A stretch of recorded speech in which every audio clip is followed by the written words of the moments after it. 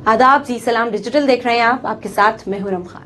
कर्नाटका की सत्तारूढ़ी भाजपा सरकार ने शनिवार को प्रदेश में 10,889 मस्जिदों को लाउडस्पीकर का इस्तेमाल करने की फिर से इजाजत दे दी है।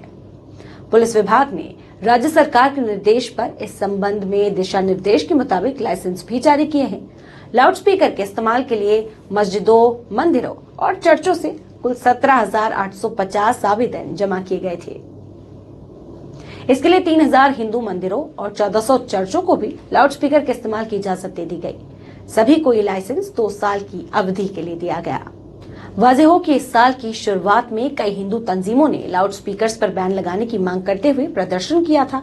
सुप्रीम कोर्ट ने लाउडस्पीकर के इस्तेमाल के संबंध में पहले से दिशा निर्देश तय किए हैं, लेकिन हिंदू तंजीमों ने इल्जाम लगाया था कि मस्जिदों में इन कानूनों की खिलाफवर्जी की जा रही है। इसके बाद ये मामला तूल पकड़ता गया। इसके बाद रियासती सरकार ने लाइसेंस जारी कर दिए।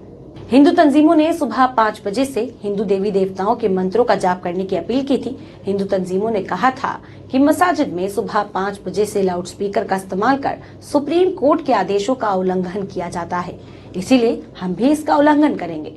मुस्लिम तंजीमों ने रियासत भर की मस्जिद कमेटी से अपील की थी कि वो कानूनों की खिलाफवर्जी न करें और लाउडस्पीकर बजाने के लिए लाइसेंस हासिल करने में राज्य सरकार के आदेश को फॉलो करें।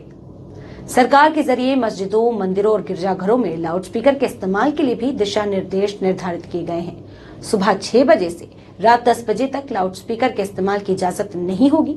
लाउडस्पीकर को डेसिबल की सीमा के मुताबिक ही बजाना होगा।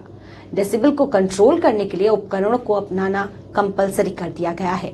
आपको बता दें कि इससे पहले बीजेपी ने उत्तर प्रदेश में धार्मिक मकामात के जरिए लाउडस्पीकर्स के इस्तेमाल पर रोक लगा दी थी। इसी तरह की और इन्फॉर्मेटिव वीडियोस के लिए आप देखते रहें जी सलाम डिजिटल।